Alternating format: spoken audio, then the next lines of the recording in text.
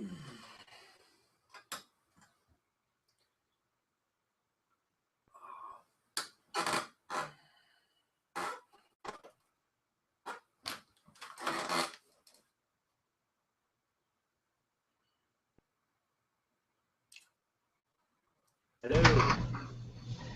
Hello, Ron. Do you hear me?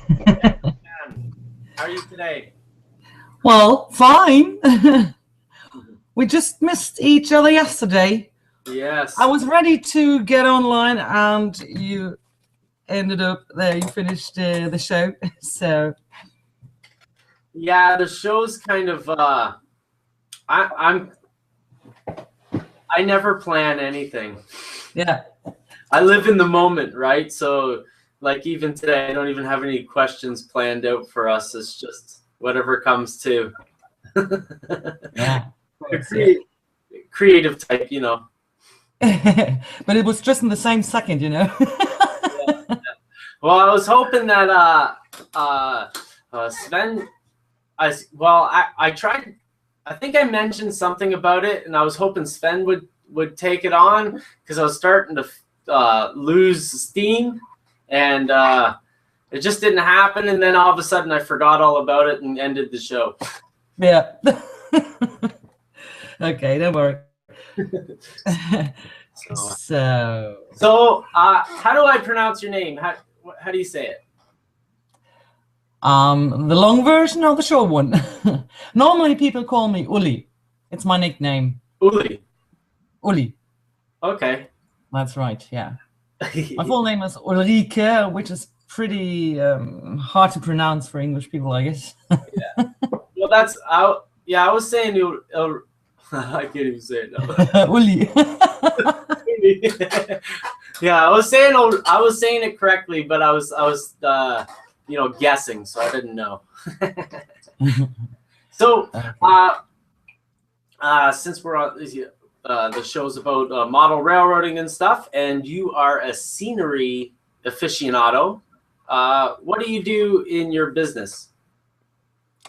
What I'm doing in my business, well, I'm covering nearly the whole frame, I would say, from the very beginning till the end.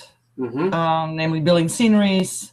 This is my main topic, building sceneries and trees, model trees, or backdrops. Mm-hmm. I paint them myself. Oh, good. So that they fit exactly to each special layout, very individually. Yeah, backdrops aren't easy, so. No. But my whole hobby always was, well, since I was a child, was painting. And this is what I can use now, actually. So you're an artist. It's my advantage. Awesome. Yeah. Artists are the best. Freedom. So how was it that you got into the hobby then? Like it's not traditional to find. Well, no, not really. When I was a child, my father bought me a simple layout, some tracks and some locos and wagons, and I just played with them. Yeah.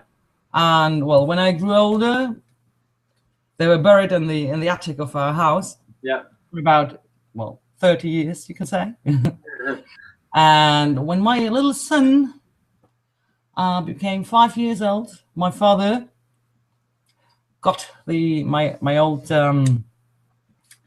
railway toys out of the attic. Yeah, he got it out, and my son played with it. And then this was the moment when I thought, I never built a real layout before, and so I started. Oh, and I became addicted, and I became addicted again. Yes. So your son helped you to get into the hobby. Basically. If you think so, yeah. That's how. Well, that's how. You could take this as a reason, yeah. Yeah, I got into the hobby like after my kids started showing signs of liking it, and I just jumped in with both feet. You know, like I was always an artistic kind of guy, and building structures really grabbed me. You know, so it was my children who started that off though with the whole Thomas and let's go to the model train club and stuff like that. Yeah. Yeah. No, but well, we did it on ourselves, and well, after I moved to my new flat here, I decided to switch to N scale. Yeah. And to build a bigger layout proportionally, seen proportionally. Yeah. Yeah. Measures. And yeah, so so we should tell people you're from Germany, and yes. So what's the availability of N scale in Europe? We've got a pretty wide range of offers. There's no difference really? There are several brands offering N scale equipment and stuff, so it's not really very tight. So you can have everything you would like. Wonderful, wonderful, cool. It's very easy. So you do backdrops, you build trees. Do you have pictures of this stuff? Yes, what I prepared was how I build my rocks, but I can have a look for it. Oh yeah, you were recently sharing those, weren't you? Is this the same project that you're recently sharing? I just made a video. The one that I called the bonsai? Yeah. For example, it's the same method. It's the same method, but I'm building a new diorama right now for documentation. Oh, yeah, very cool. Okay. I will see if I have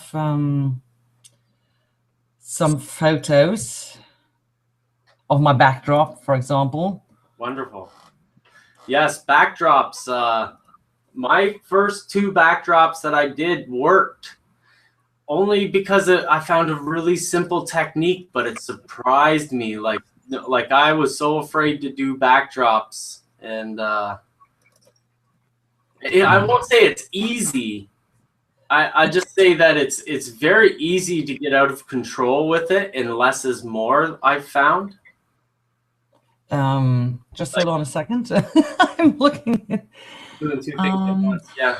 I have to open it in another window, you said, huh? Yeah. Okay. You press right click and preview, and then through Hangouts you can press that green share screen button and find the window. Well, I've got sort of an overview here where you can see it pretty well. Okay.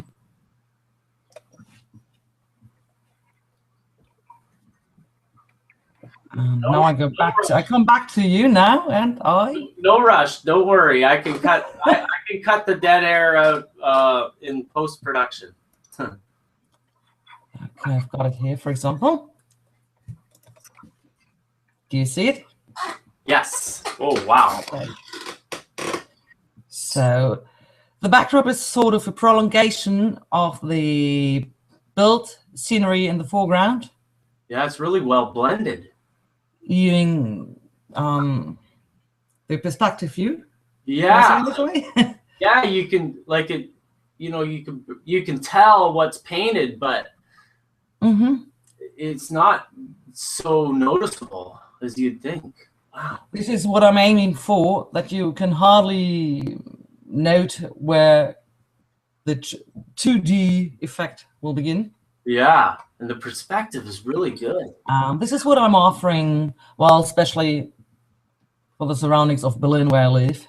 Because I have to visit people then. Yeah. To get it really good. Otherwise, I can't manage it. Oh, wow. Okay. So you're near Berlin. Yeah, Teltow is a little town at the southern border of Berlin. Okay. To be exact. So how have you visited that massive miniature land? Have you the miniature land, the very large automated layout? You mean Hamburg? Yeah. Is that Hamburg? It's not very far from us. Well, about 320 or 50 kilometers. Okay, a couple hours. I've never been there. I just know it from the internet, from photos from the internet. I've never been there. Oh, what a shame, yes. I'm sure your son would. Well, I've never had time before, actually. So. Oh wow, that's beautiful. That I don't think all I did on my backdrops was just clouds. That's what people normally do. That's what people normally do because they're sort of helpless. Yeah. But there's so much more possibilities. Yeah. Well, mine also are a standard backdrop for multiple modules, so I don't want to put trees on one that has the ocean front. You know. It's supposed to yeah. go Okay. a couple of trees. A bit silly. So that's my excuse, and I'm sticking to it. Yeah, so that's an example of the black backdrops. It's beautiful. So trees, and you. I just look it up. I'll just look it up. Give me a second again. I'm not rushing you. I'm just, like I said at the beginning of the interview, I had a headache all afternoon. I'm trying to fight it, but this is weird. Okay. So, well, I've got one here.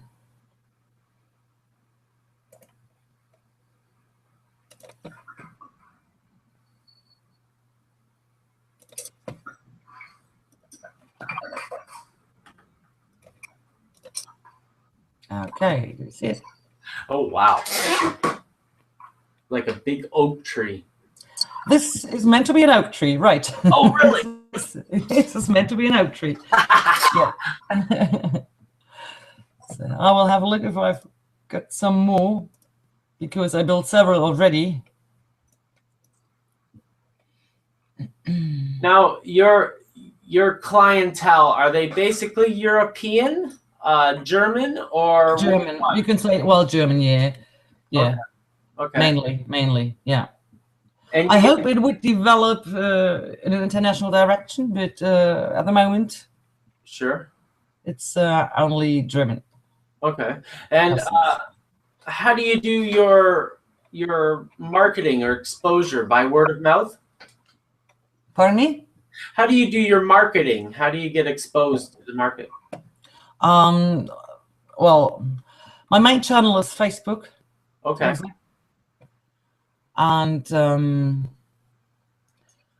I'm in several boards also where I do get my customers from. They mainly know me of building my layout, where I document how I build my layout, because I started as a hobbyist, so I'm keeping that on. Yeah, yeah. It's although I made it up to be my profession also, but I mainly do it just for fun. Mm-hmm. Oh, that's, you know, the layout keeps you inspired while giving you the opportunity to experiment and grow, right? That's it. That's it. Yeah. And I want to improve my skills, so I'm trying to adopt new methods also, and try to find new solutions. And the mixture of it, well, it's the result of what I'm building now, for example. Yeah. Or the way I build now. So how big is the layout? My private one? Yeah. It's just in meters. It's 4 meters of length. 4 meters of length. And they're 16 feet. About 16 feet, I think. Well, don't know how much it is actually. I could ask you. I just know the metric system, so it's 4 meters. And it's 150 at each side of width.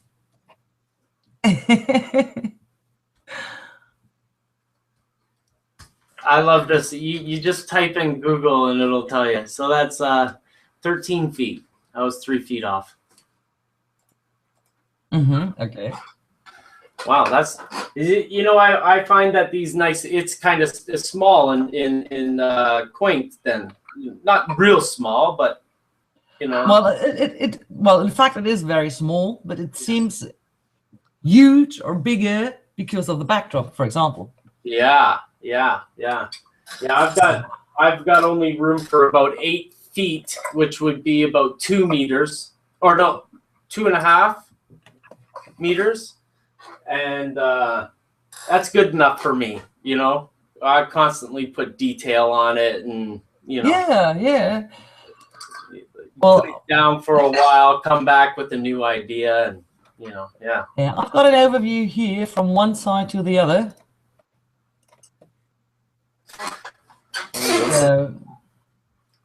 So is this the Alps? Yeah. Oh wow. And when I started, well, I was living in Bavaria for about 10 years. Okay. In the middle of the Alps, you can say. And Oh. I was so attracted by them, and I wanted to build this. And I was looking for a layout fitting my inner idea, which I got from my inner eye. And then I discovered the Albula Circus. I don't know if you ever heard of it. The what? Albula Circus. No. It's the root of the RHB. Oh, okay. RHB, Rätische Bar, in Switzerland. And it is also, we call it the UNESCO Welterbe. I don't know what it is called. It's a heritage. It's an international heritage. Very popular, very famous for its very special method, how they build the routes and the tracks, and how they solved to get rid of the height they had to mount. So like the helix or the elevator. Yeah, that's the very special thing about this. So, and it's such a beauty, and I want to have it on my layout. And this was one picture I showed you first with the backdrop. Yeah. There you could see the 3 helixes. Okay. I love the color on it. I love the color. You've got a nice connection with the color. It's real looking. Yeah. I really like that. You know, you really notice the layout when somebody gets the palette, maybe not like totally correct, but correct looking. You know, you see a lot of layouts that have a weird looking colored green, or you know, a stark. You know, the colors are too off, and you've got a nice balance of color there. I really like it. Yeah, I try to take the colors of nature, which is earthy colors. No, earthy. Yeah.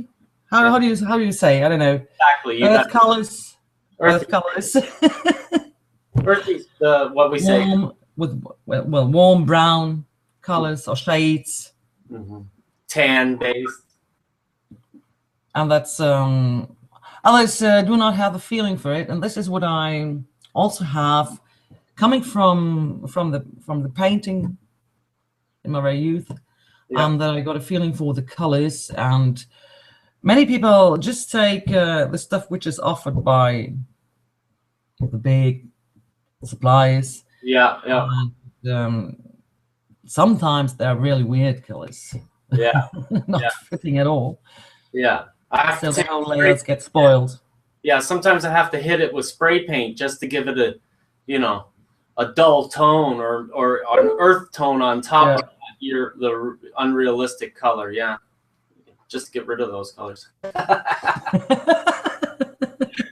We'll put those on the bottom, but we'll still paint them. Yeah, that's right. Yeah, exactly. So that's cool. So you do business. You want to go international with your, you know, scenery. That's good. I also wanted to talk about that, and I got that out. You have a plan. That's good. Just making sure everything's out. So recently on the Facebook group, you were sharing a series of photos, and I mistakenly called it a bonsai. Yes.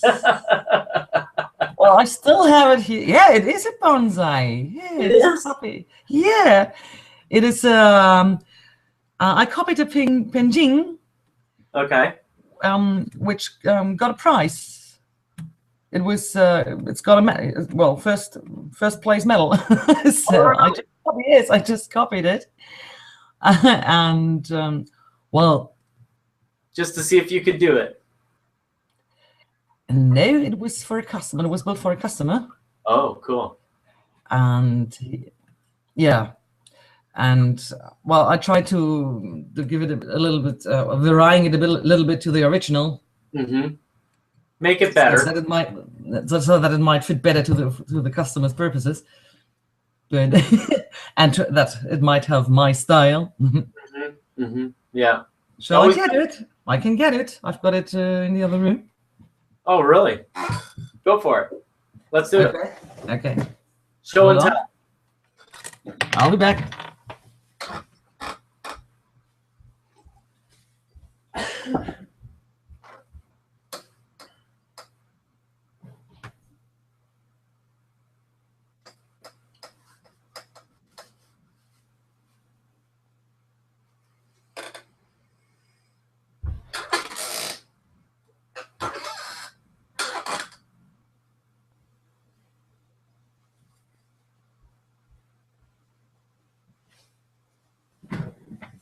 Okay, it's not that huge. It's 40 centimeters of radius from side to side. I gotta ask Google again. I don't hear it at the moment. You don't hear me? So I'm back to you. Oh, okay. Can you hear me now? Yes. Okay. Oh my goodness. And well, these are 5 bonsais. Yeah, you got it right. My goodness. I don't know. Shall I get near? I don't know. Yeah, I can see it. That's a beauty. Yeah. So in making your shape of the waves, how did you do that? My waves. Well, the underground, the basic, I use filler compound. Okay. Drywall compound. Yeah, yeah. And I give it a structure already. Then I paint it with acrylic colors in different shades of blue. Just hold on. So the shape of the waves is made out of the plaster. Just plain plaster. Not really. Well, sort of, yeah. Huh. But then I stress it. Then I stress it with cotton, synthetic cotton. Oh wow! So the first layer I put on is with Fala, natural water. Okay.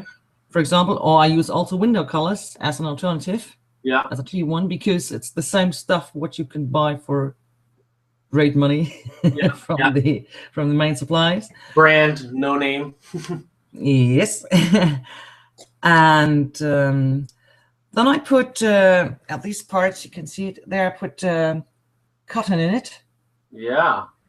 But when it has dried, you won't see it. So I stress it with white acrylic paint. Okay, to highlight it. I stress it, and on all this as a second layer, again a bit of Fala natural water. Yeah. So it got a shiny glimpse or whatever. Which is basically a gloss clear coat of something. Yeah, that's it. That's all. And my waterfall, I'm building the same way. It's with cotton. Yeah. Do you see it? Yes. Beauty. Now, I'll fix it with hairspray. I'll fix it. Hairspray alone. What? Yes. I use window colors. Yeah. Crystal clear for the base. Yeah. And I put or I work in the synthetic cotton. Uh-huh. And on top to get it fixed, and it's real. Yeah. Here you can see it. Also, as finish, I use hairspray, strong hairspray. Yeah. Which women normally use for their hair. I will never put it into my hair again. After having this experience, you see, it's stiff. Yeah. That's so you can clear it easily. Well, it's fixed. That's remarkable. I've seen. There's a couple of gentlemen here. Okay. I just put it aside. Hold on. Okay.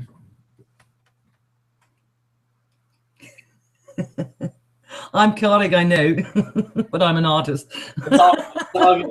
Totally understandable. There's a couple of gentlemen here who are really good at waves and waterfalls, and they've been using, I saw this, yeah. yeah, silicone with cotton batten. Well, it's the synthetic cotton, and but they're using silicone, and you're using gallery glass, which is kind of like a thin, clear drying glue, right? Yeah. It's like it's white. It's white. It's like the stuff you get from the big suppliers. Yeah, but the big suppliers, it's thicker. It's a lot thicker. That gallery glass, you can thin it out so it really, you can almost see through the glass. It gets clear. Yeah, it gets clear when it's drying. Yeah, it's not. But it's no. There are two types. One is thinner and the other one is thicker. Yeah, you can get two types. Oh, so yeah. That stuff here too. It's in. I've seen it in Walmart and Michael's and stuff like that. It's called gallery. Yeah. Oh, okay. Yeah, I'm gonna try that. I'm gonna try that. Yeah, it's a good method. It's a good method. I think silicone is messy. It might be a bit too thick. It's messy. Yeah, that's it. It's all over your fingers. I tried it a couple of times. Lex and the other guy have done a great job, and I tried to do it, and it just looks like spiders. Does it really get clear, crystal clear? Yeah, it just. Oh, is it? Pardon me? It just fortifies. I would like to know if silicone is really getting clear, really clear, or is there's always. You're right. Afraid of. You're right. It's a little opaque. Yeah. Okay. Yeah, there's a little bit of fogginess to it. Yeah. For sure. Yes. Yes. The stuff that I use mostly is my weld bond glue, and it. Yeah, I saw this in one video of yours. Yeah. Yeah. It's kind of like Elmer's glue, but it's kind of got like a what is it?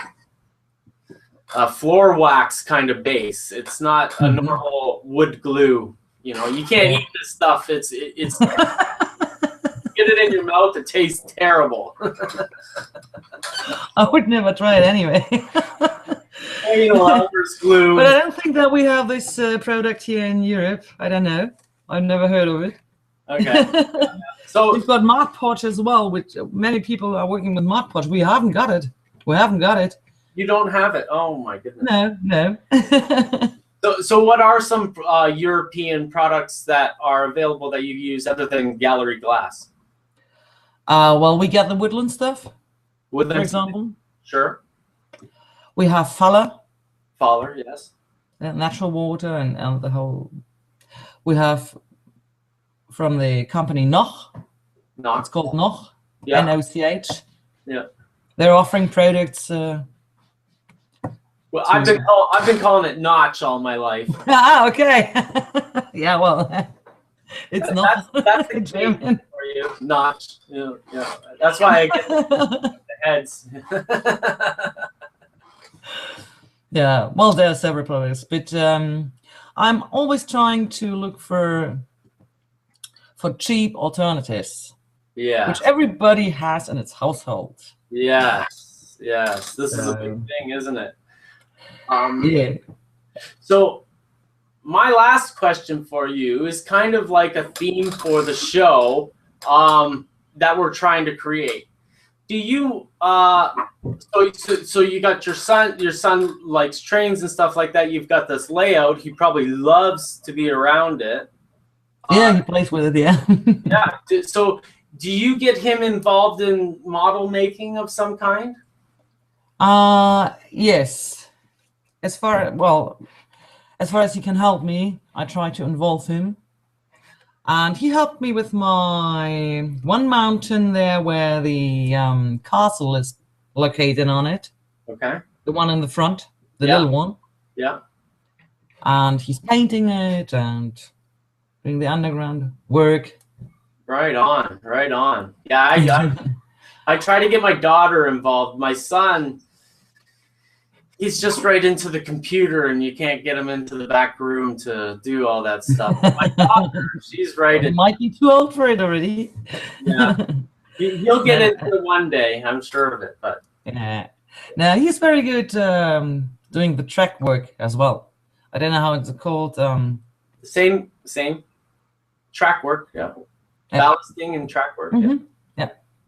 Oh, cool. Yeah, I've been trying to put together a video with my daughter on track work, having her do all the techniques while I talk about what she's doing to show how easy it is. Working with kids as the talent is not so easy. It's not no. But it's but when they are sort of infected, they will feel dedicated later on as well. Yes. With that modeler's patience, I'll get her addicted today. And it's a very interesting hobby, I think, and with a lot of different skills needed and applications in life. That's it. Yeah. Like, you remember in high school how everybody in math class said, all I need is a calculator and I can do this. What do I need this in real life? But if model railroading was a subject in high school. Yeah, you have to use math, for example, building the helices. Oh, that's true. Yes. And, well, my son, he's very good in maths in school, and he was very surprised that you can use it in real life. Yes. And that's the beauty of model railroading, brings that application, into that's it. Yes. So I'm going to cut it short because I got a headache. It's killing me. Yeah, okay. But it was really nice to talk to you. I invite you to come on the show on Sundays. I'm going to try and get Sven to take on the second half of the show, maybe. Okay. Or maybe somebody else. Does he already know? Well, maybe it's too late for him. Like, I asked him a couple times, and he's interested. But during the week, I don't do any planning. No. Which is bad. I should do a lot more legwork during the week. Yeah. I'll start doing that, but it's just that, starting at 10 in the morning and go till 2 in the afternoon, when you put your son to sleep, it's around 2 I start. Yeah, of course. Yeah, it's a 4-hour work day. Yeah, so if it's if I can encourage one of the other guys, or maybe you come on and be the host, that'd be great. My goodness, I have to improve my English first.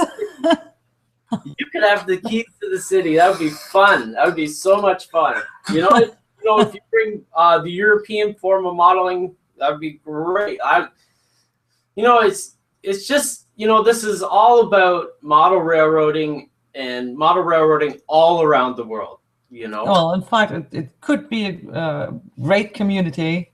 Yeah, and whether it's in Indonesia, Japan, California, or New York City, or Germany, it's so interesting, and California and New York has so much of a focus on it. I think going across the pond to Europe is super interesting.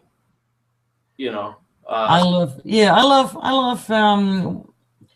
watching or looking at layouts and sceneries from other countries, because all the experiences and traditions of this country are worked in. So it is interesting to me to see what they make out of it. Like a history lesson in pictures. Yeah, it's really nice. Yeah. But with the Europeans, it might be the language. Many Germans speak English, but yeah. Well, it's about the big cultural exchange, Yeah. This is me, this is you, and I agree totally. And so Sunday, if we can get it together, if I can get it together. Okay, we'll see. We'll see. Try to get it together, but it's developing. Yeah, I might be. Sven and I, we are German, so it won't be bad if we talk in German either, to bring it to the Germans. Oh, that would be neat. Because many Germans, well, we do speak English because we learn in school also, but It might be they more. might be ashamed or whatever, or are not fluent, and That would be such a good thing. If I could be a part of encouraging that, that would be so cool. It'd be so cool. well, I could ask Sven. We could discuss it. Yeah, yeah. I'm sure that would be See where we can get it. You know, model railroading is a worldwide affair, and you know, I'm sure there's a ton of people who would really appreciate a German-speaking show. For example, yes. There can't be many of them. Well, thank you for talking to me today, and it was my pleasure. It was my pleasure. Awesome, awesome. Fist pump. So, up there. I always visit. Talk to you later. Yeah. Bye.